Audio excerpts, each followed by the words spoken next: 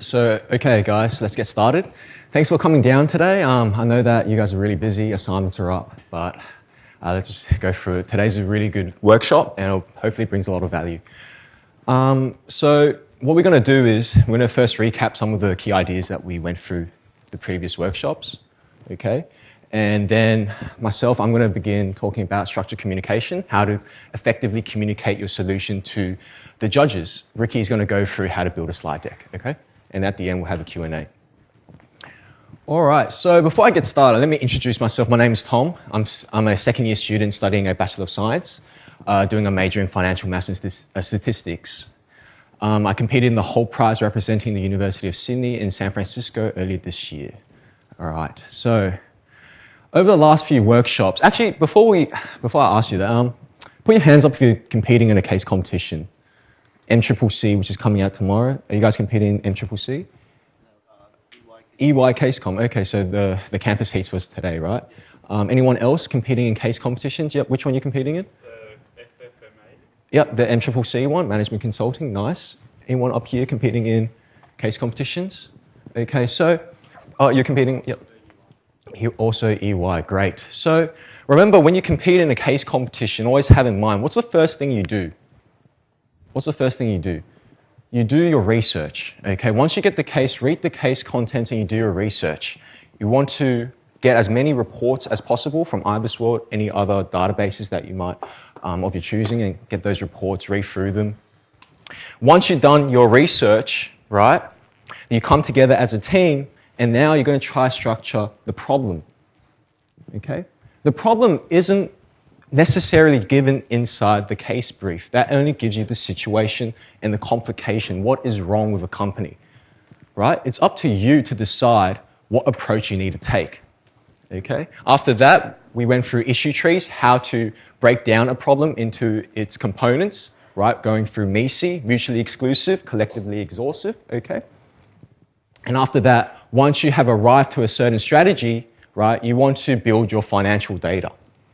Okay, and we went through Excel, going through key concepts like net present value, which you should keep in your mind when you're doing your financial analysis.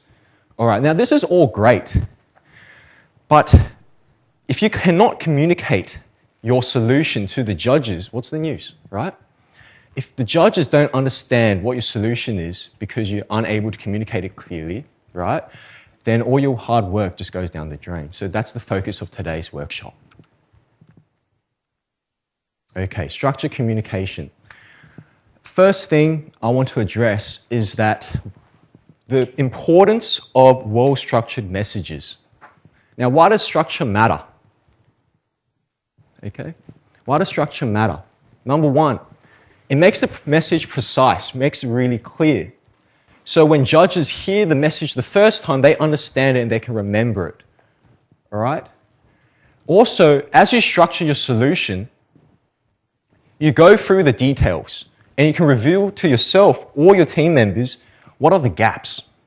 What pieces of information am I missing?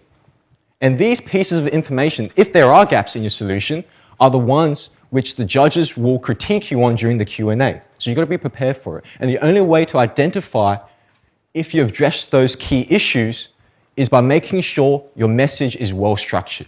Okay? It has to make logical sense. And lastly, when you create your slides, the importance of structure comes into play, making sure that your slides are clear and logical, right? So it ensures that your message isn't convoluted and the judges won't get confused. Now, there's two main ways that you can structure your messages, right, logically. One is called deductive reasoning, one is called inductive reasoning. So deductive reasoning is essentially what you do when you're trying to solve the problem. You look at all the details, right, all the different reasons, and you try to come to a solution for the company. The reasoning must be exhaustive and very clear if you choose to take a deductive reasoning approach, okay? And it's great for building solutions. But the problem of deductive reasoning, and I'm talking about when you present it to judges, the problem of structuring your slide deck and your presentation where you go through the reasoning beforehand and then do the solution is that the judges must clearly follow your argument. If they don't understand one single step, it messes up the flow of your presentation, okay? How you reach the solution. So the argument may be difficult to follow. This is where we prefer to use inductive reasoning. The power of inductive reasoning is that it first gives the solution. So in the beginning of your presentation, you will first tell the judges what your solution is, and then follow it up with reasoning. Is that clear? Okay? Now, the power of that is demonstrated in this example. So, say you're given a memo. It says, Ricky Chan telephoned to say he can't make the meeting at 9. Jason Gates says he doesn't mind making it later or even tomorrow, but not before 10:30. And William Zhang won't be at university tomorrow, but will be there the day after. The conference room is booked tomorrow, but free on Thursday. Thursday 11 looks to be a good time. Is that okay with you? What's the first thing that goes through your head? I can guarantee it's like, what? Okay? Say that message again. Right? Why is this message not that clear? Why is this not well structured? Anyone want to take a guess? What's wrong with this message? The key thing is too much detail. Too much detail in the beginning. Okay? The intent of the message is not that clear. The motivation behind the message isn't that clear. So it's very hard to follow. Okay? Let's look at another case. Memo B. Could we reschedule today's 9 o'clock meeting to Thursday at 11? This will make it more convenient for Ricky and Jason and will permit William to be present. It is also the only other time this week that the conference room is free. That's a lot more clearer, right? Okay? And what is the difference here? What is the difference? We put the motivation at the top. Okay? Instead of saying the motivation at the end. So going back into your case competition, when you're structuring your presentation, instead of giving them all the reasons, taking the judges through the steps, oh, this is how I got to here, this is how I got to here, and this is how we reached this solution. Right? The judge is going to get lost on the way. Tell them the solution first. Then tell them why the solution works. All right? So let's compare the two. Now, which one clearly uses inductive reasoning? Memo B, right? Memo B. Memo A uses deductive reasoning. So this is where we want to have, let's do an activity first. So working with your groups on your tables, the following question is, would you rather live without the internet or live without AC and heating? All right, so try and use inductive reasoning to structure a reason for whatever you choose. Okay, so I'll give you guys a few minutes to do that.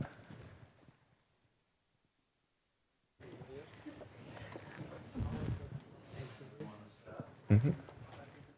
Oh yeah. So AC here means air conditioning. So would you rather live without the internet or would you rather live without heating and air conditioning, right? So have a discuss between your groups, share some ideas, and let's see what you guys think.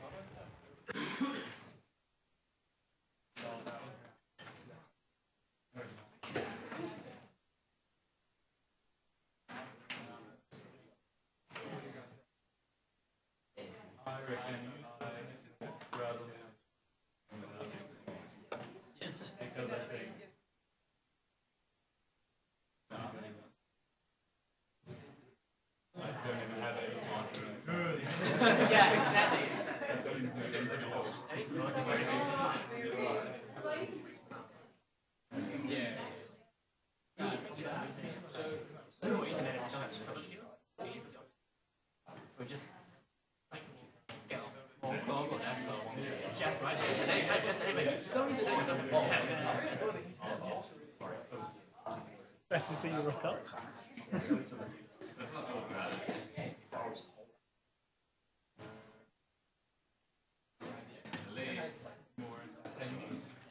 was very rainy over there. He needs a group. Yeah, how much you think? Definitely use more.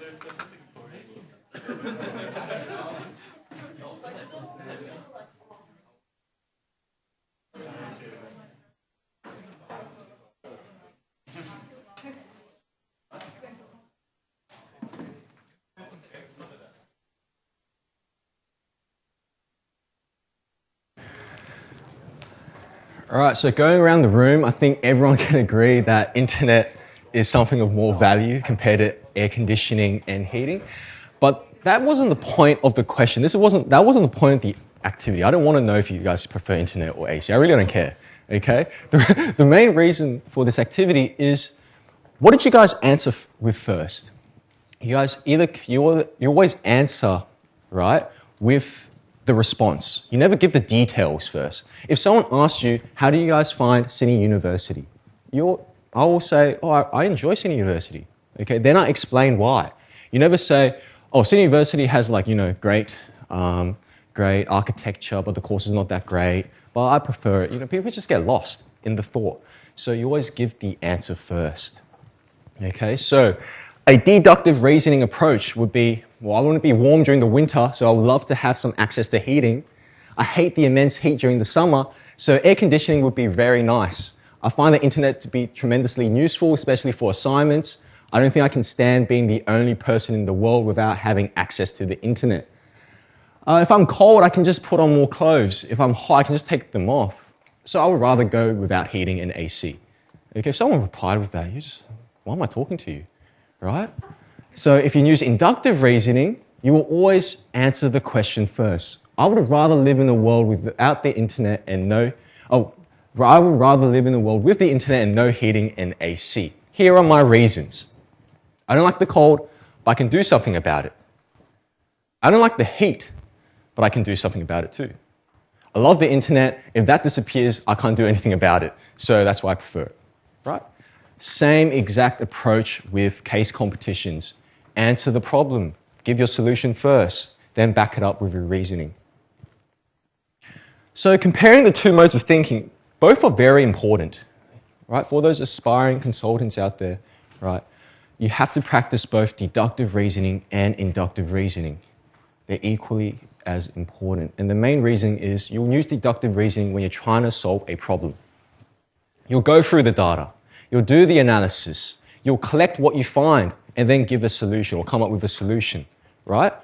This is very great for solving problems. It's very great. But the problem with deductive reasoning arises when you're trying to communicate your solution. If you walk someone through how you got to your solution, they get lost on the way because they can't see the details that you're not revealing to them. You can only say so much that's in your mind, but you know a lot more, right? So they get lost in the thought. So use inductive reasoning, give them the solution, give the judges the solution first. So then whatever details that you miss, right, they can associate it in their own minds, right? They can imagine it. So give the solution, collect your give the solution first, split out your solution into its distinct parts, present that, give the analysis, and then back it up with data. All right, so always use inductive reasoning. Now, how do we transfer a solution that is good on paper to being a solution that looks great in slides and an awesome presentation? So how we do it is using something called the pyramid structure.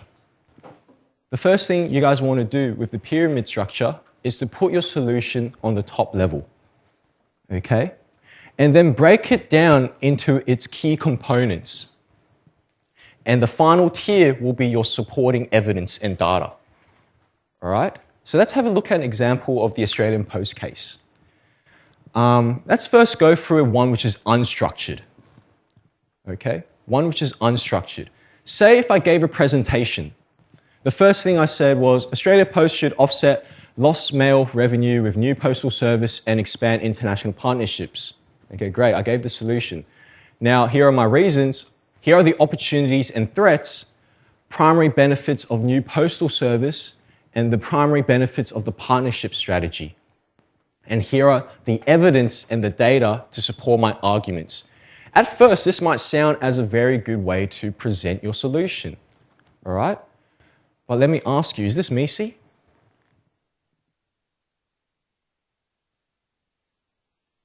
Have I characterized my solution to be messy? Okay, there's definitely overlapping parts. If you look at opportunities and threats both exist in both the parcel and the postal services, right? So I'm going to go through some details in my presentation more than once. And we don't want that because time is valuable, right? So what is a better way to structure the solution? Okay, so here is my solution, which is the governing thought, the first slide, right, in your presentations. Australia Post can increase revenues by $304 million per annum in the next 6 years via 2 key strategies. What's changed? I've given a solution that's actionable, one that is quantitative, and one that is feasible. Okay? Something that the client, right, or the judges can act upon if they see it, if they hear it. Now I break my solution into its 2 key components, right? What are the key components?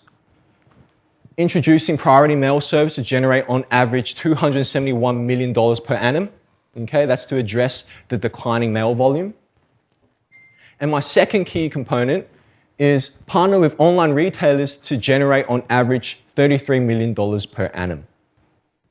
Right? So I want you to imagine this as a PowerPoint presentation. The first thing I would do is dedicate 1 or 2 slides in the beginning to give a brief rundown on what I think the situation is and what the problem is, right? Then I give my solution straight away. I tell the judges, this is how I'm going to solve it. Then I dive into the first key component. I introduce the priority mail service, right? And then I back it up with evidence. Once that's done, I move on to the next component of the solution, which is expanding online partnerships. Is that clear? Okay. So following this inductive reasoning structure, make sure that the judges understand what the whole solution is. They understand the bigger picture, right?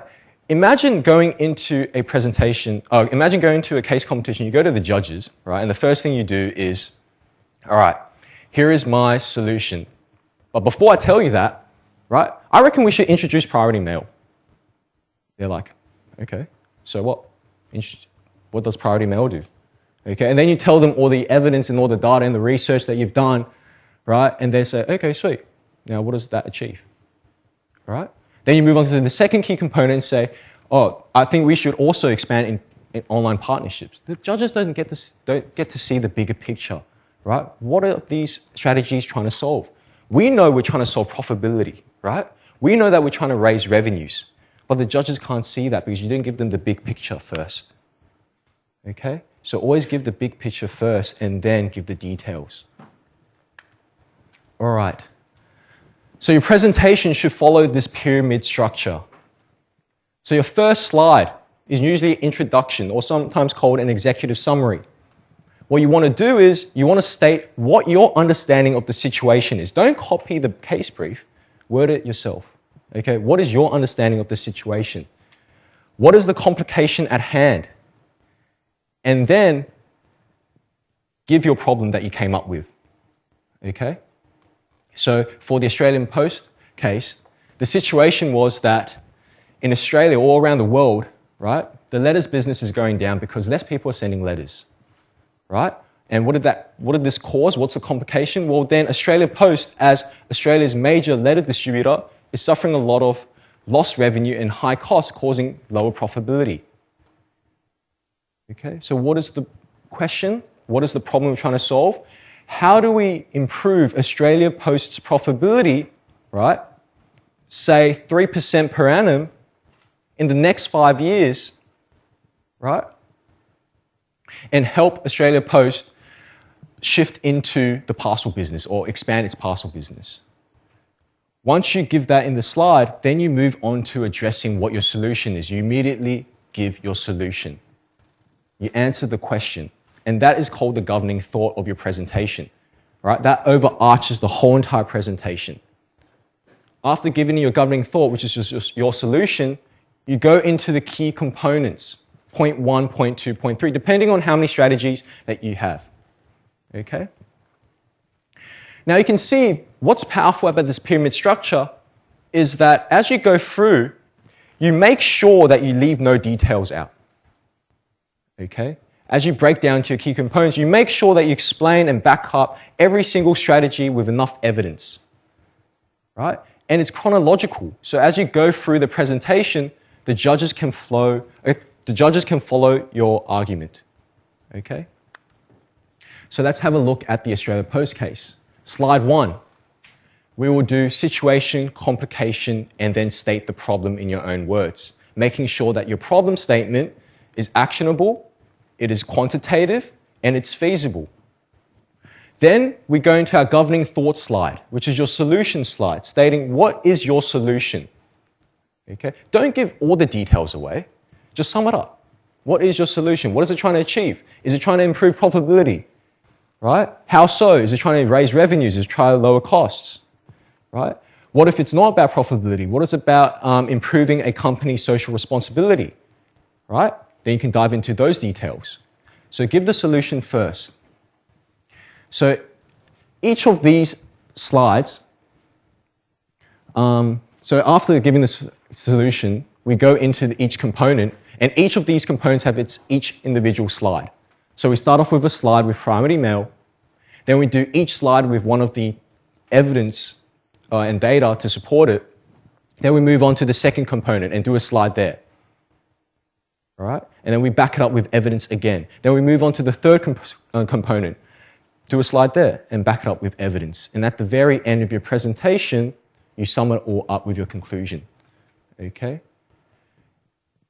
Usually at the end of the presentation, you always want to give the judges or the client something to move on. So this is where we give a next steps slide. Okay? So, all right, it's great. This is the solution. Here are my points. Here are the evidence, right? Now, how do I act upon it? And you tell the judges that. What is the company's next step and what should they do first? All right? Okay. So that concludes my bit. Ricky will demonstrate how to make a beautiful slide deck, okay, and make your presentation very clear.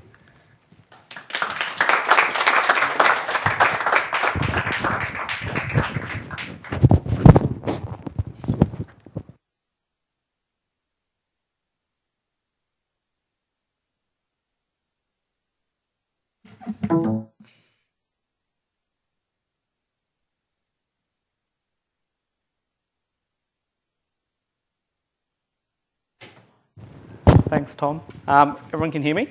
All good? Okay, awesome. I thought that was pretty good. What did you guys think? No, I'm joking. So I guess this is the main bit. This is the bit why you guys came. And it's how to build a deck. Now, I think Tom went through some really important things in terms of like how you structure parts within the slide. And now we're going to look at what slides should look like.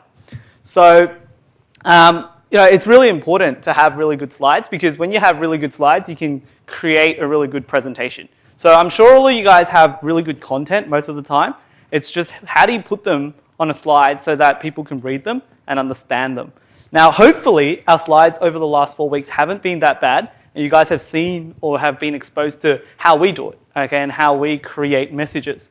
Now, looking at this image, looking at this slide, how have I conveyed a particular message? Can anyone sort of guess or figure it out? What have I used to help convey a message? Hands up, no? Okay, that's all right. So first of all, what I've done is I've put in plus signs, okay? So those three things are all added together, that makes sense, okay? And they all come down to the bottom line. And how do I know that? Because there's a triangle which directs me to that bottom line, okay? So you use shapes and use vectors to shape the way the reader reads the text, okay? So a lot of people make slides, okay, and then they go, oh, my slides look great, and they hate hearing criticism, okay, and, we're guilty of it, okay, we make slides, we think they look awesome, and then when someone comes along and says, no, they look absolutely terrible, we go, maybe not, I think they look awesome, okay, and if you look at this is exactly what this man is talking about. He says, PowerPoint slides are like children, okay, you give birth to them, and so they're always beautiful no matter how ugly you are, okay. Hopefully your parents don't say that. And so then, the implication is then you need to keep your mind open. Okay, always sort of take feedback in. Listen to other people. I mean, if someone tells you something for the first time, you might go, no, that ain't true. But if someone tells you like several times, that's probably a key to go, all right, maybe there is something wrong with the slide. Okay, and if they say there's something wrong, don't just say, I think it looks nice. Ask them, what's wrong? How can I fix it? A lot of the times people who say they look bad actually don't know how to fix it. But if you find somebody who can give you advice on how to fix it, then they're the best ones to go to, and always ask them how to fix up your slides. Now, clear slides have sort of several principles in them. Okay, they need to be simple and they need to be informative, and we're going to go through each dot point as we go, and we're going to show you some examples of our past slides, which kind of look terrible in hindsight. They need to be consistent in their slide design. So if you've been to our workshops, you'll realize that all our slides look the same. We don't sort of have certain slides this week and then have a slide deck that looks completely different the next week. You've probably noticed that all our color coding is all the same. There is a really easy way to do it. I'm not a god and I don't just go to each box and spend time doing that, okay? Third thing, you need to have high attention to detail. And this comes in multiple forms, okay? This could be your font, this could be your color, this could be your shapes, this could be your icons, this could be sizes, whether or not things are centered, aligned, okay? And we're going to look at that.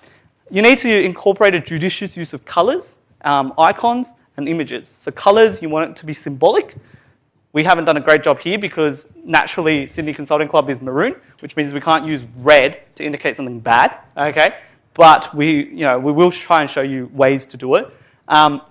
Icons, don't just fill your thing with icons, okay? It's not a cartoon, okay? It's a slide deck. You're trying to convey messages. And images, okay? You don't need to have an image every slide. And finally, develop an effective story, okay? So let's have a look at it. So the first one is simple yet informative. So what we mean by this is that when you have simple slides, it's very obvious what you're trying to say. So if we look at this particular slide, okay, what we've done is we've gone left to right and top bottom. Okay, we've got the title, or what some people call the tagline. Okay, we've chosen not to use taglines in our title. We've just used titles, and then we've used taglines in the second line. We've also kept our icons, or we've kept our logos to the top right. It doesn't matter. You can have a bottom right, like our SCC logos. You can have them in the top right. It doesn't matter as long as it's always in the same spot. Okay, so if I go previous slides, look at the SCC logo. Does it ever move? No. Okay, it's always there. Okay, and there is a way to do that. You also want to make sure all these circles, okay, look nice. Okay, they're simple, right? I'm not creating mad shapes. I'm just using circles and triangles and rectangles to make my message. The second thing is, if they're too simple though, they're not going to say anything. Now, if we look at this slide, okay, we made it. It's pretty bad. Okay, it has literally 10 words on it. Okay, probably a bit more. Okay, I might not be able to count, but it doesn't really tell me much. It says, okay, Woolworth's core competencies are 1, it has largest market share. 2, it has an established customer loyalty program. And 3, it's got extensive footprint. Cool. Where to next? Okay, it's not really helpful. Now, you don't want to go on the other side of the spectrum, which is this. You've got circles, you've got crosses and ticks, and you've got a map of Australia, you've got a guy pointing. This is really the worst slide you can make. Okay, you've got logos everywhere, you've got icons everywhere, you've got pie graph, you've got a map, everything is just everywhere. Okay, and if you look at that tagline, it even has a logo in it. What the heck is going on here? Okay, so bottom line is, take your time, think about that slide. Okay, sometimes I think I found what was the best is if you actually sat down and draw out your slides. Okay, you sit down, okay, this is what my slide is going to look like, and then have a think about if your slide is going to have too much content in it, and also what your message is. Okay, so strike a balance, take your time to design your slides. Second thing, you want to have a consistent slide design. Okay, so if you look at these slides, every single slide has top left corner has some rectangle thing on it. Okay, every single tagline at the bottom of it has the same flat line. Okay, and then in the bottom right corner always has the SCC logo, and then at the bottom of the slide we have this banner thing. Okay, it will always have that slide. Oh, and I forgot, it also has a source bit. Okay, so that's how you create consistency in your slides. And your question might be, well, how do you do that? Okay, what tool do you use? Do you wave a magic wand and then go Harry Potter? No, it doesn't work like that. So there is a really wonderful tool on PowerPoint, and it's called Slide Master. Has anyone heard of that? Yeah, one? Everyone else no? Okay, cool. All right, so how do you get to Slide Master? Well, actually, no, what is Slide Master? So Slide Master is basically the control of the underlying PowerPoint deck. Okay, it's basically how you make the grounds of the deck. Okay, it says it allows you to change the design of many slides at once to create consistency. Okay, now you might want to get out your computers. Okay, now what we've got here, Alt-WM, only works for PowerPoint, Microsoft PowerPoint. So if you have a MacBook, you'll need to go to, I believe, let me go look for it. So if you go to MacBook, it is View Slide Master, this one. Okay, you click Slide Master. We'll look at how we did it. Oh, lo and behold, all the slides have the same font. Okay, that's because how we've customized it. And all the slides utilize one of these 5 master deck slides. Okay, and that's how we've done it. It's not, we haven't done anything magical. Okay, that's all we've done. Okay, so if you're on Word, what you can, not Word. If you're on Microsoft Windows, you can open up a new PowerPoint slide, and then you click Alt-WM. Just use it together, and you'll draw up your master slide deck, and then you can draw your master slide. But now we're going to build one together at the end of this bit, and we're going to go through how to do that. Second thing, you need to have attention to detail. Okay, or maybe it's the third thing now. Can't remember. Now, attention to detail basically means several things. Okay, so to create good-looking slides, everything needs to sort of align. It needs to be centered. It needs to be, same font. If you notice all of this, this image and the top image are all aligned in the middle. Okay, there's no box that is bigger on one side, smaller on the other side. They're all the same height. Okay, they're all distanced the same height as well. And there are magic tools to do this as well. Okay, now, so you might be like, I can't see it. Well, I don't know what you're talking about. All right, the best way to do it is to show you what looks wrong.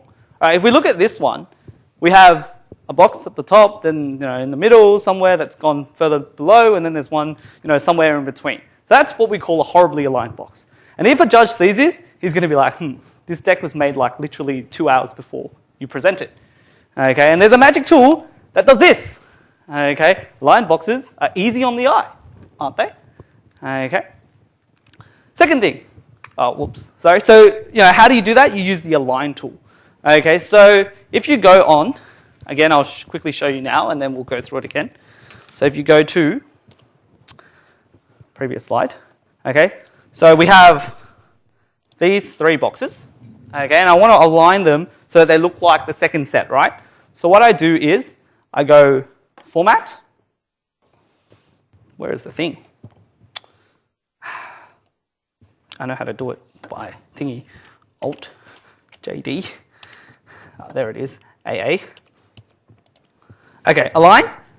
And then you want to align, this time, the middle. Okay, and what middle means is it's taking this point, this point, this point, this point, and this point, and they're drawing a line and making it all straight. So watch. 1, 2, 3. Magical. I didn't do anything. I didn't need to eyeball it. Okay? And that's all you do. Second thing. Okay? You don't want to have slides which are uncentered. Okay? Ugh. I have OCD, so I look at this and I'm already like, yuck. Okay? What you do want, though, is this. Okay? It brings it to the middle. Now you might say, well, how do I do that? Okay, and I'm going to go through that after I do this next one as well. Okay, so you need to use the group function and you need to use the centering function. So both tools are really, really cool. The grouping function allows you to put two objects together and make it one, hence the word group. And then the second one with the aligning function, there are many parts to the aligning function. So you can align middle, you can align center, you can distribute horizontally and distribute vertically. So I'm going to quickly talk through each one. So this one is ungrouped now. Okay, I have 3 objects. They're all separate objects, correct? Now, let me just stuff it up a little bit so then it's a bit easier to do. Okay, so they're all sort of a weird distance away from each other. So there's a very cool tool. So yeah, just then we learned how to align middle. Brings it all together. Then there's a really cool tool that goes distribute horizontally. What that does is it means the spacing between every box or every shape, okay, is now the same. And then I'm going to do one more cool tool, is I'm going to group it. Now you can group it, I don't know how to do it here. Let me see. It's Control G. I only know the shortcut for this one, sorry.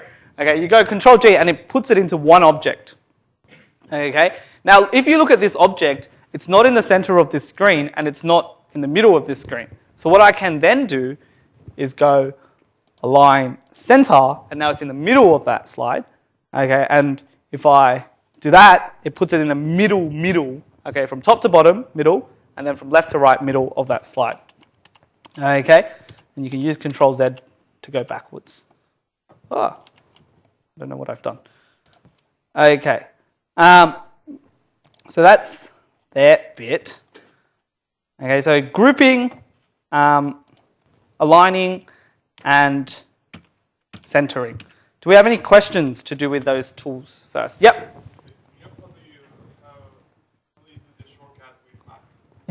So your one I think is Command G. Nope, doesn't work. Command Alt G. There you go. I don't own a Mac, so I don't know how to do it. Does it work? Yep. Okay. And then if you want to try and ungroup it, maybe it's Command Alt Shift G. That'll probably undo it. Okay. Now you need to sort of think about your slide first. Okay. So sometimes you try align, sometimes you try center, you try to distribute horizontally, and then you stuff it up. So what my sort of best advice for this is think about it. Sit there and go, all right, what do I need to group first? Like think about it like an engineer. What do I need to group first to make it align? And what we're going to do is we're going to do an activity. I believe it's after this. Oh, not quite there yet. We'll do an activity later. Okay. After that, you need to pay attention to font. Okay. So if you look at these 3 slides, with the exception of the picture, which I've screenshotted on the first one, on the first slide, all the fonts are identical.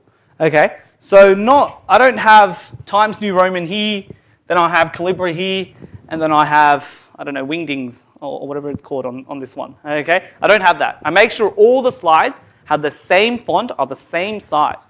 I make sure that if these ones, the boxes above, have a different font, I make sure all of them have that same font size. Okay? Now, as we said, okay, always try and use the right fonts. Okay? Use Calibri and Arial if possible. Okay? Most computers have Calibri and Arial, and there are 2 reasons why we say use Calibri and Arial. The first reason is outlined there. It says serif prompts are better in print. Okay, that's true. And the second reason is Calibri and Arial are tried and tested and exist in both Mac and Windows. Now, sometimes you have that sort of awkward moment where you make your slides on Mac, okay, and then you run over and then you present, you plug in your USB and then it turns out and you're like, what the heck just happened? And it turns into Times New Roman. And you're like, this was not what we made, okay? So there are two ways to go about that. The first way is just to make your slides in Calibri or Arial, okay, because it's universal. The alternative way is to make it a PDF, which is save as PDF, and then just present via a PDF. I prefer to use the PowerPoint method because on the PowerPoint method, there's a really cool tool where when you present, you can use like numbers to go to the slide you want to get to. And that's why I want to use PowerPoint, okay? The third thing to be wary of is think about your font sizes, okay? How weird does this look? We have content font, which is bigger than the tagline or the title font. That's like the biggest error to make. And if you make that error, it's like, this guy should go back to kindergarten. Okay, so always make sure, okay, fonts are always consistent. Okay, they use Calibri or Arial, and then don't make, fonts which need to be smaller, bigger than the title or the grouped part. The final thing we talk about are the boxes. Okay, you've probably noticed how sometimes we use rounded boxes, sometimes we use big wide boxes, sometimes we use boxes like that, which looks like a table. There are different reasons why we use these boxes. Personal opinion, there are these reasons. Okay, but on a personal level, I just pick what looks nice. Okay, so firstly, sharp rectangles are less readable. Okay, but are safer to use. Okay, so if you don't know what you're doing, just use like rectangle ones. Okay, round rectangles focus your attention inwards. So usually, if you have a really important line or an important box, you want to put it inside a rounded rectangle. Okay. When you put it inside a rounded rectangle, you want to make it centered, okay? And the reason is it just looks weird when it does that, okay? It just looks weird. There is no particular reasoning, and yeah. And then finally, you can use those contrasting boxes to create a title and then content, title and content. We like to use the wide boxes to convey your conclusion. It helps to put a stamp on your slide. It helps to emphasize that that is your main message. Okay, whoa, I don't want to end the show. Not quite. Hold on a minute. Okay, so little things do matter, and you need to think before you start building. So what I've got is an activity. Yep, sorry. Yep. This? Yeah, and then the text box with... Oh, this one. This one. Okay. So I'll show you that now, actually. I was going to do it at the end, but I'll show you it now anyway. Okay, all you have to do is you make two boxes. So let me start a new slide. Okay. So you insert a shape like that.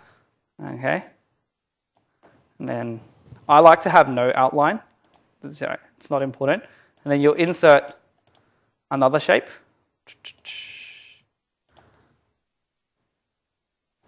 Okay, also no outline. And I'll make this white background. Actually, I'll make it like a... no. Go no outline, but I'll type some text in it. And make it black. And so I've got two boxes. It's literally just two text boxes, and then you type within the text box. Okay, does that make sense? Yes? Yeah, okay, good. I'm just making sure that it goes through. As for how I did this, what I did was I drew a big grey box above my slide, and I put a red box on top of it. Okay, so what you'll find out is that all our slides, none of them use SmartArt.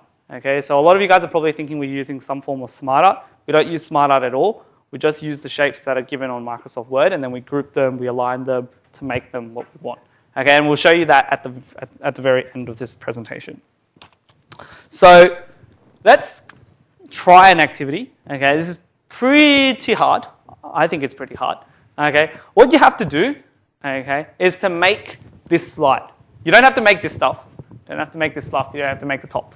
Okay, this is a really good activity to learn how to group, how to center, how to align things. Now I'm going to give you some clues of how I did it first. Okay, So the first thing I did was I made boxes that were all the same size. Okay, 1, 2, 3, 4. They're all the same size. They're all the same font. The second thing I did, okay, was I did them in different colors. Okay, pretty self-explanatory. The third thing I did was I made sure all of these were evenly distributed vertically. Okay, and then what I did was I tried to group them with this one, and so on. Okay, and then I would do the vertically distribution again, using this as one object again. Okay, and then I would group them again. Okay, so it's a really difficult task at the very beginning. And I'm going to get everyone, if you have your laptops, I encourage you guys to get them out and start working on them. We're going to come around and help you. Okay, it's a really, really fun, I would say fun. Most people would hate this exercise, but it will help you understand how to use the grouping tool and understand how to use the distribution tool.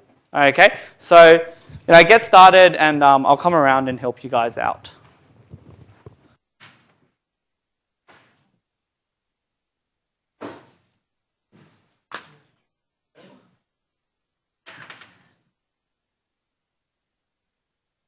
So whoever can make the nicest looking one will get one pizza. Whoa! Everyone goes.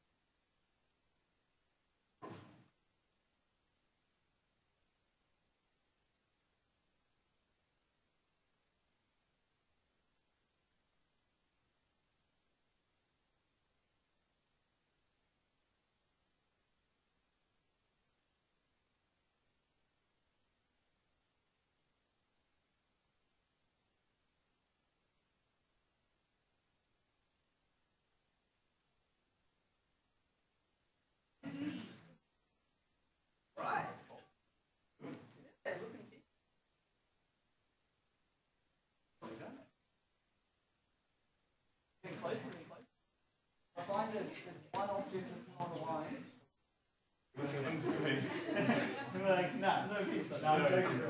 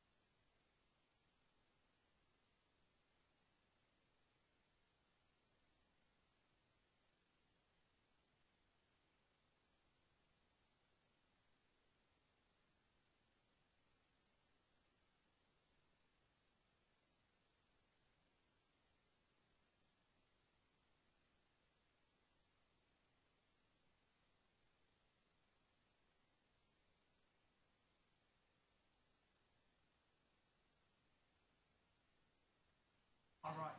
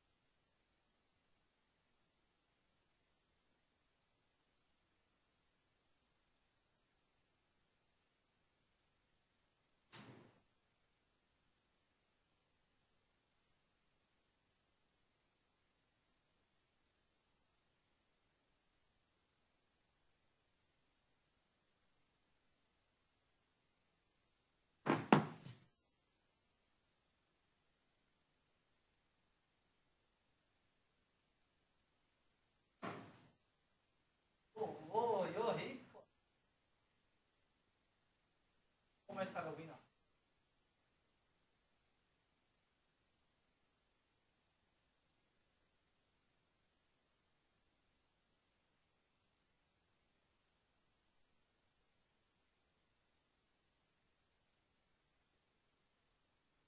Hey, they don't have to be the same.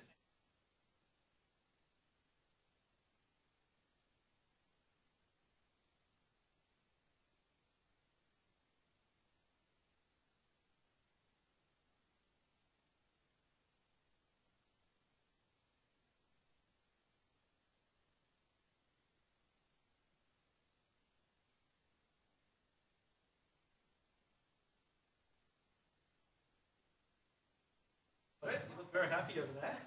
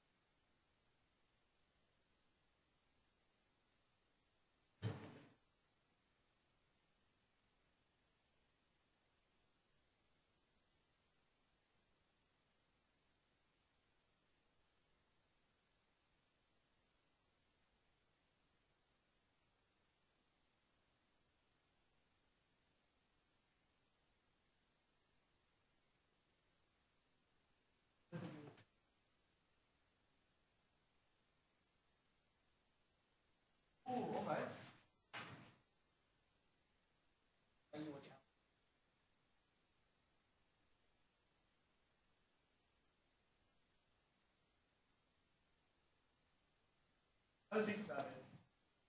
That's me.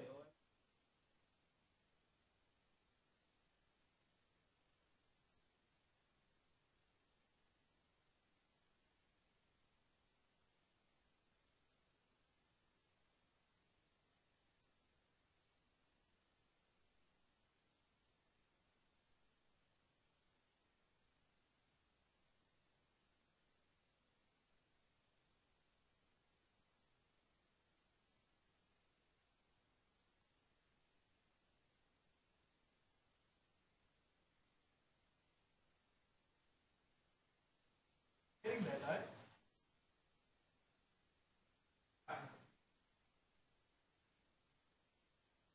I think a lot of people are starting to get it, but there are still sort of some people are still struggling. So I'm going to give you some clues. Okay, don't worry about the lines. Okay, these lines that I've drawn will automatically be equal. These two will automatically be equal to these two as long as all of these boxes are distributed in the same height. Okay, as long as everything is even. So what I'm trying to say is the lines I just layer on top of the boxes. Make the boxes first. Okay, think about how you want to group them. Now notice how this one's centering is dependent on this one. centering. Okay? But this one's centering, or this one's position, is dependent on these other ones. Okay? Now, all three of these positions are dependent on the ones on the right. Okay? This one needs to be in the center of these two. And then this one needs to be in the center or middle of these two. So what I'm trying to say is that you should start from the right and work to the left. Make all the boxes on the right, make all the boxes in the second column from the right, third one from the second column from the right, and then finally go to the last one. And then use the lines to join them up. Okay? And you'll find that it's a lot easier to make. Okay?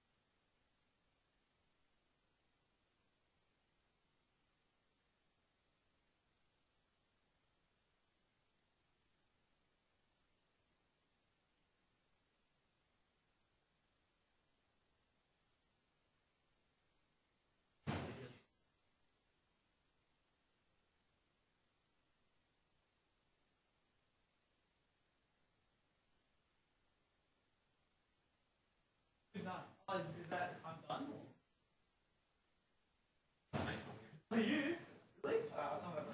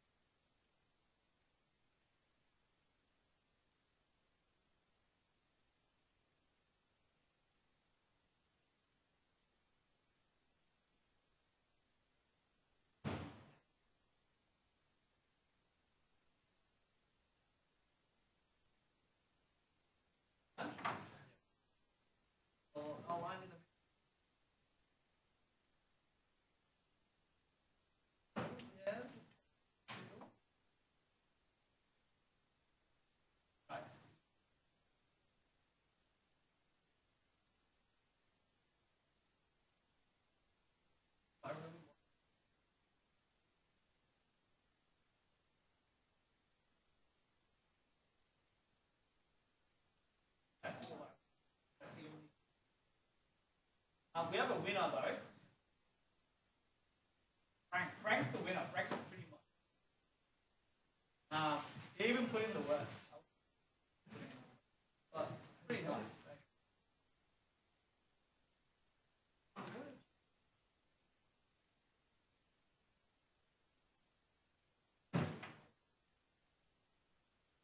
This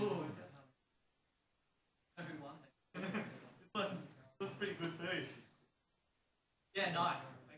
I guess you guys can share.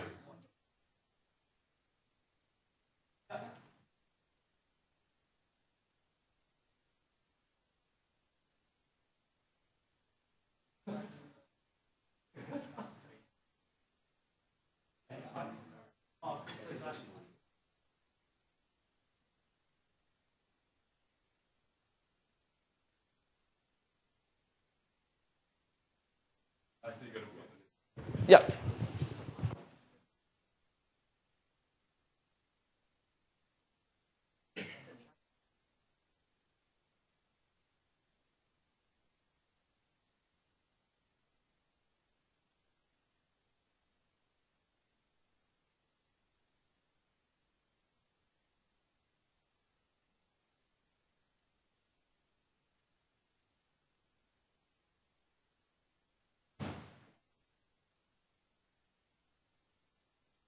All right, so I think everyone's had a fairly good shot at it. And I think everyone's sort of starting to get the tool of how to group, how to distribute vertically, how to distribute horizontally, and how to center and align middle. Correct me if I'm wrong. No? Yes? Okay. I think everyone had like a really fun time. No, I'm joking. I had a fun time coming around and watching everyone. But you guys all did a really, really solid job, and now you know you don't have to eyeball things. All right, so we've gone through the aligning thing. The next thing we need to talk about is colors, images, and icons. And regarding the pieces, they are coming. Okay, we've just had a bit of a hiccup with Domino's, and they are coming. Okay, so just hold out for a second. Colors, images, and icons. So as I said, you want to use the same sort of types of colors. Now, the stuff here does apply.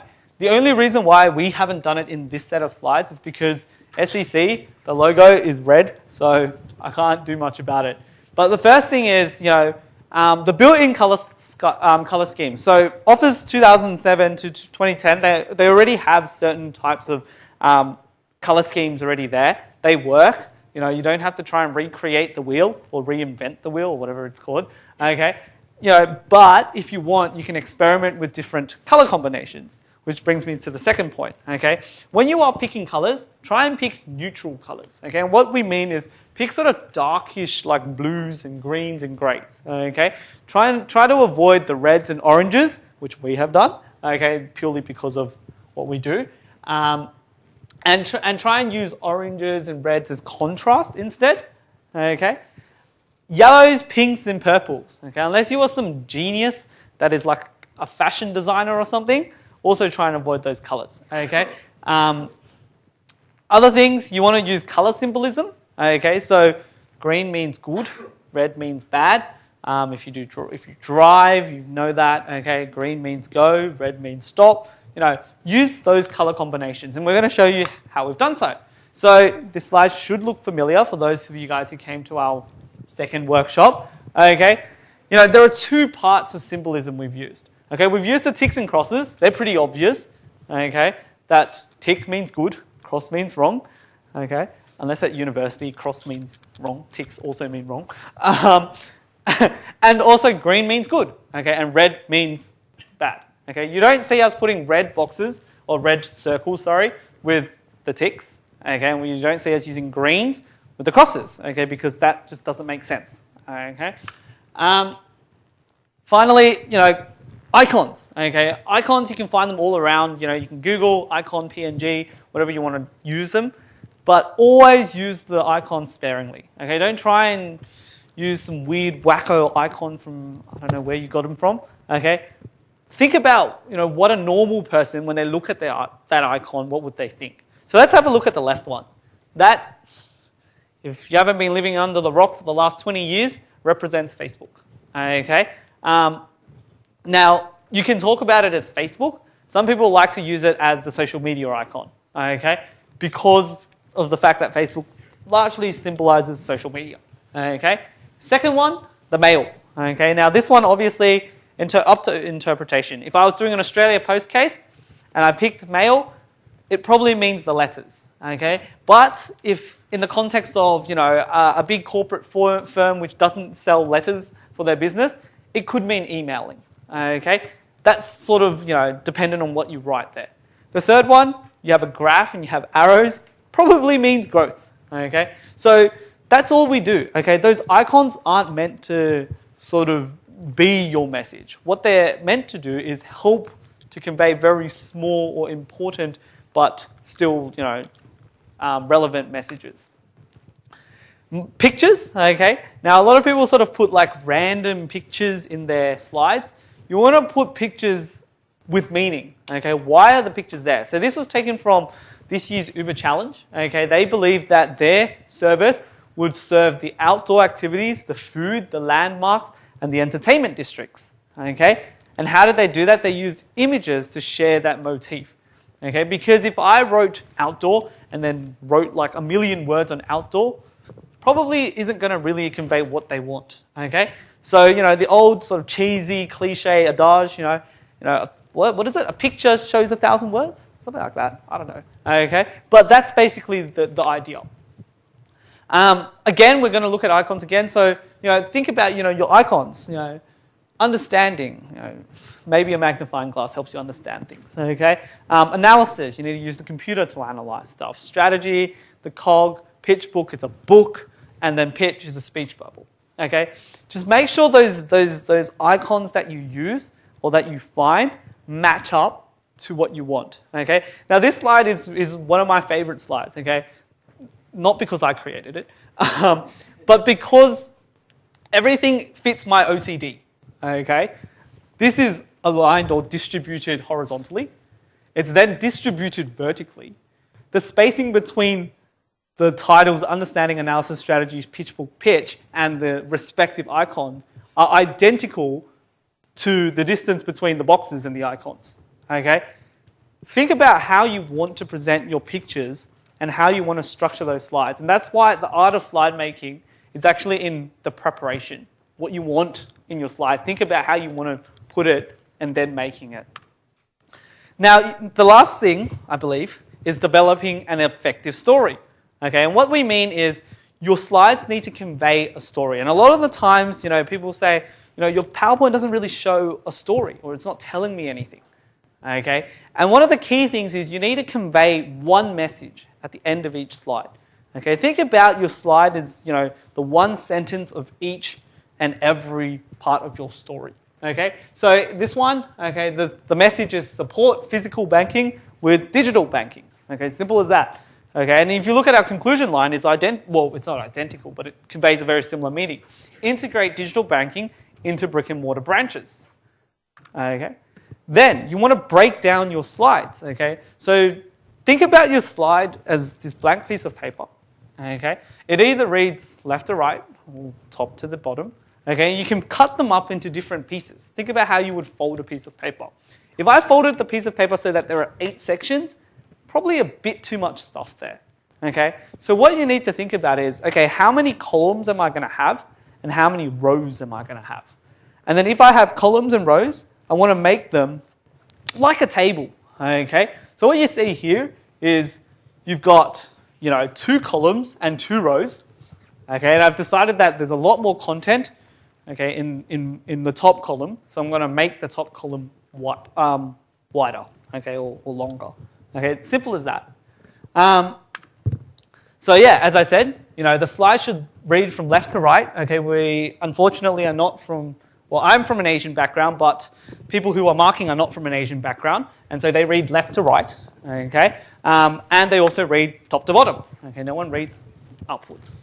Okay, so if you're not sure about whether your slide makes sense, what you do is remove all the words. Okay, have a look at your slide without any of the words and see if the pictures sort of align you or draw you down or draw you to the right.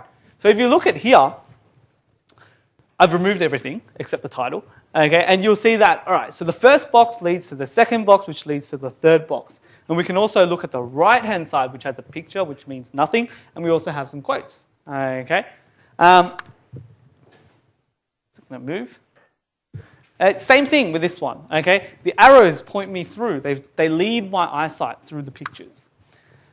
use your tagline to create impact. Okay, those lines, those taglines are not just random titles. Okay, if you've noticed, all our slides, we use those titles or taglines to convey a message or a story. In the same way, you should do the same thing. Now, if you look at this picture or this slide, you'll notice that we actually did something a bit different for this deck. We used a normal title, so one that you guys are more familiar with, and then we used a tagline that follows it. Okay. It doesn't really matter how you design it. What we're trying to do is expose you to different styles of design. So, some best practices. Don't capitalize every word of the bloody tagline. Okay, this isn't, I don't know what you call it, like a title of a book. It's not. Okay, it's a message. You're just trying to convey a sentence. Okay, tagline should make sense when read after one after another, and we're going to come and see that. And then finally, they should be no longer than 2 lines. Okay, so what I mean by they need to form a story, if slide 1 said, a shepherd boy was bored while watching the village sheep. And then my second one said, to amuse himself, he sang out, woof, woof. The wolf is chasing the sheep. The villagers came to help the boy drive away the wolf. And when they came, they couldn't find any wolf.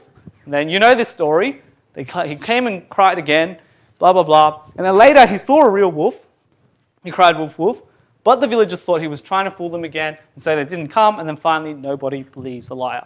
So think about it as a story, present each tagline. So for example, this tagline would be number 1, the next slide should have number 2, the third slide should have number 3, fourth slide should have number 4, etc. Okay? That's how you use your taglines. So this is sort of a recommended slide structure. It's not like Bible, it's not anything, it's just what works and what's proven to work, but you can vary it up. What you start off with is your analysis, or you can start off with an executive summary, actually. Then you just go with your analysis, your implementation, your financials. Something's missing there. Should be strategy, and then implementation, financials, risk and mitigation, conclusion, and appendix. Okay, so I am missing the strategy. Okay, so before we get to the Q&A, I'm going to go through how to do a tutorial, but even before we get there, the pizza has arrived, so we're going to let you guys eat while we work on those slides. But does anyone have any drastic questions that they can't wait to ask right now? No? Okay, so we'll wheel the pizza in first.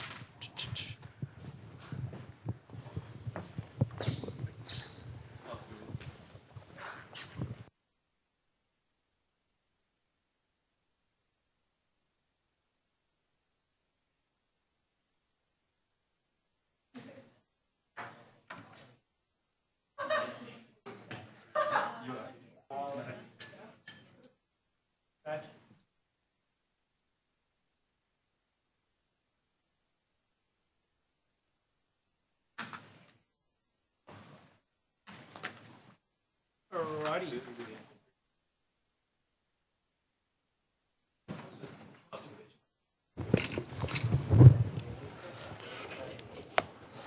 So while everyone gets their pizza, I'm going to sort of go through how to build this master slide and show you how it's done. Yo, what's up?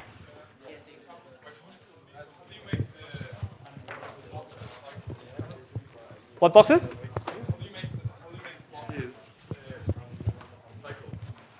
Cycle?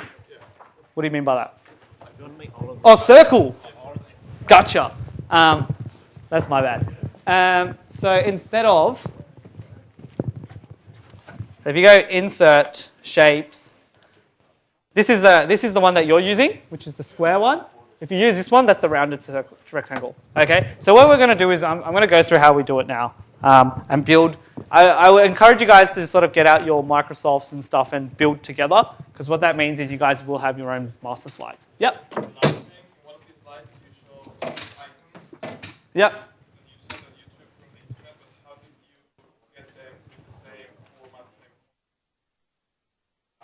Oh, so there are ones where you can just get them all from the same source. Okay, and so they'll all have the same format. Alternatively, you can go on Paint and just redo them all and make them all white if you want to make them all white. But that's literally how you do it. Yeah. Yeah. All right, so let's go through how to build master slide. All right, so we're going to start off with a really ugly deck. This one. And we're going to try and make something like that. All right, makes sense? And because this isn't Sydney Consulting Club, let's look for ugly logo. And that will be our tree doctor. Let's use this one. I don't know what this is. Compassion found. Oh, let's use this one. This looks weird as. Oh, actually, this one's heaps cool. All right, we'll use this one. Sorry. All right. So we are Tiger Consulting. Okay.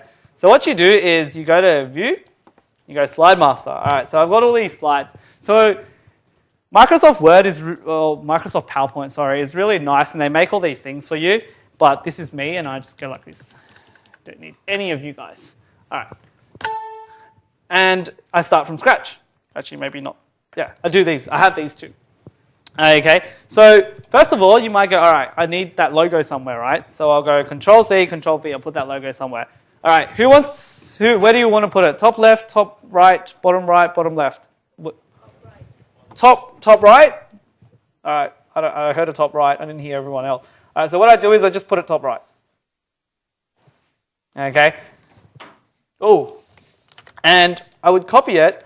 Now, you need to think about what these slides are. So this one is your title slide. And I don't like having my logo sort of on my title slide. Okay, so I don't put it there. Some people like to, so you can put it there. Okay, so you just put it like that.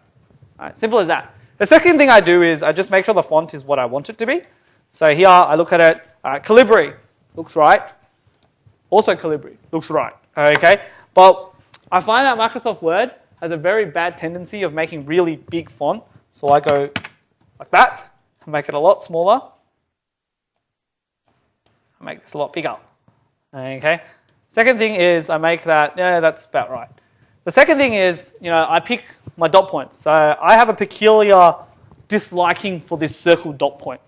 I think it's too basic. So I go for the square box, square one. Simple as that. Okay, so that's all I've done. All right, what else do we need to copy? Let's have a look. All right, so all of our title slides have this wonderful box at the bottom left, at the bottom. So let's make that. All right, so this is the title slide. Okay, I'm going to make a insert like that. Okay, and I'm going to have to I want to make it so that I have my title at the bottom. That's what I'm going to do first. So I'm going to delete this bloody thing, delete this. Okay, and then I'm going to make it something like that. Doesn't matter. Okay. One thing I do want to point out is don't type anything here. Okay, I'll show you why. So if I typed ABCD, okay, and then I close my slide master, and then I insert the slide that I made, ABCD, I am screwed. Every slide has ABCD on it. Okay, you don't want that. So make sure you don't fill in any of the master slides, because if you do, then you're stuck with it. We go to slide master again. All right, so none of this rubbish. I've noticed it's aligned center. I don't want that, so I just align left. Okay, cool. So I've made that bit. Second thing is I like to insert a box. All right, let's insert some random box. Okay, it doesn't have to be rocket science. All right. Our color scheme is now blue. Okay, so that's all it is. All right. What else is there on that slide? Nothing else. It's pretty self-explanatory. Cool. All right. Then I'm going to make these slides. What is it? These slides. Okay. So you can make whatever. You can make it however you want. So I don't like having the date. I don't need anyone to tell me what date I made this. I like having a footer though. So buddy listens to me. There we go. And I like having the page number. Okay. So I might say left, and that's it. That's all I have. Okay. You might want to insert a line underneath your table. So you'll insert underneath your title. So you can just do that. Connect the dots. Oh, it's not listening to me. Let's try again. Insert. Okay, and then I'll just put it like there. Okay. And me being me, I need to align them. Okay, and what that does is, so you can see what it looks like, means if I insert slide like that, it's going to have that line there. Okay, looks ugly, it's got that, it's hitting the logo, I'll make the logo smaller. Okay, so that's how you would do it. Then what I would do is, say you've finished making your master slides, or whatever you want your master slides to look like, say this is what I want them to look like, okay? Then I'll have to sit down and I'm going to make shapes. Okay, the reason why I sit down and make shapes is that when you work in a team, everyone sort of makes different shapes. Okay, and it gets kind of annoying. You don't want to be the guy who has to put it all together, because then that's when you realize everyone sucks at PowerPoint. Okay, so what you do is when you're the person who's making the slides, right? You make a slide and then you just put shapes in. So you go, all right, this is a rectangle. Okay. And you tell them, this is what I want you to use. Okay, and then you go, this is a rounded rectangle. Okay, and then you'll go insert all of the shapes.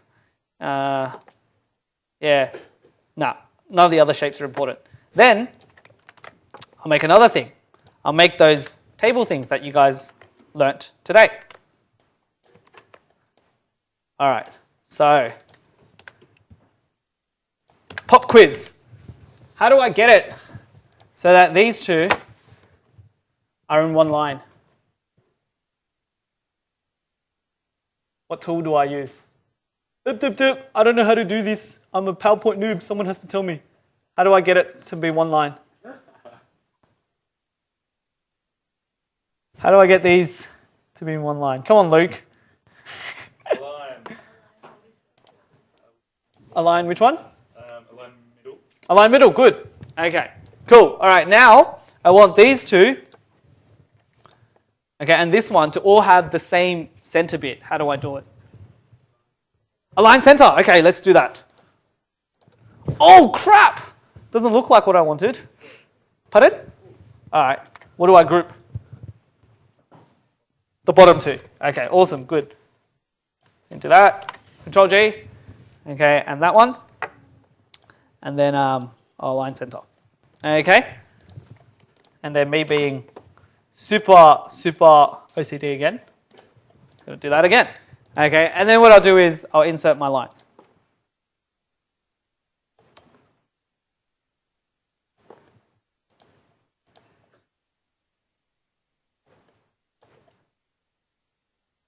And then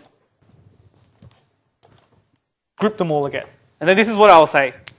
I'll go, Jonathan, this is the slide deck. Please just copy what's on the deck. Okay? And that's all you need to do. Okay? Make the shapes that you think you'll need and then proceed them on. Okay? So that's sort of a quick tutorial. It is sort of getting towards the end. So what I'm going to do is, do we have any questions? Like, ask away if you want to know how to make certain things, group certain things. This is your chance to find out, because I'm just going to make them on the spot and show you how it's done. If you don't ask, you will never find out. No? Okay, no? All right, so what I would say are the main sort of takeaways from today's sort of PowerPoint, slide deck or presentation. First of all, always try to use inductive reasoning. Okay? Secondly, your slides need to be neat and tidy, and they need to be really, really like, pimped up, okay? Now, I'm not even going to lie. A lot of the people who mark those slides for those case competitions or, whatever, they have no idea what they're doing, okay? They have no idea what your solution says. What they do is they look at the slide and they go, oh my goodness, this slide is amazing. I can't make this. This guy must have spent 20 hours just making slides. So he must have spent 7 weeks looking at this case, okay? And that's how they judge, all right? So until you actually present, they have never seen your solution in their life before. So always make your slides look good.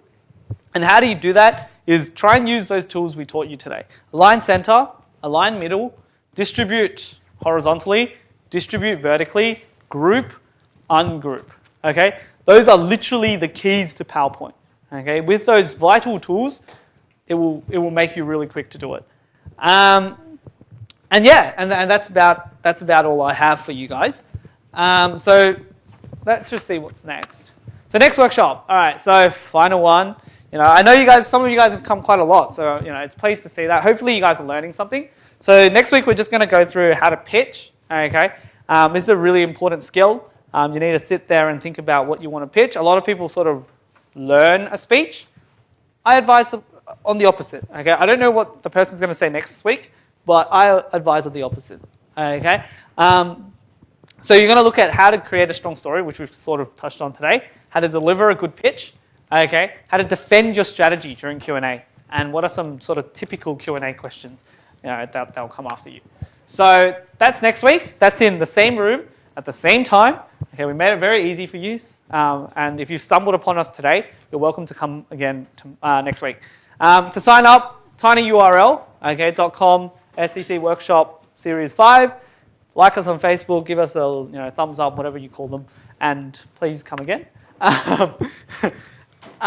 If you would like to give us feedback, we really do appreciate feedback. I know sort of the feedback form just went like this, the responses every week. But we do want feedback because, if the pizza sucks, if Domino's is absolutely the worst catering, we can deal with that. Okay? And that's all I have for today. So thanks for coming. And if you have any questions, please feel free to come up and talk to any of us. Okay.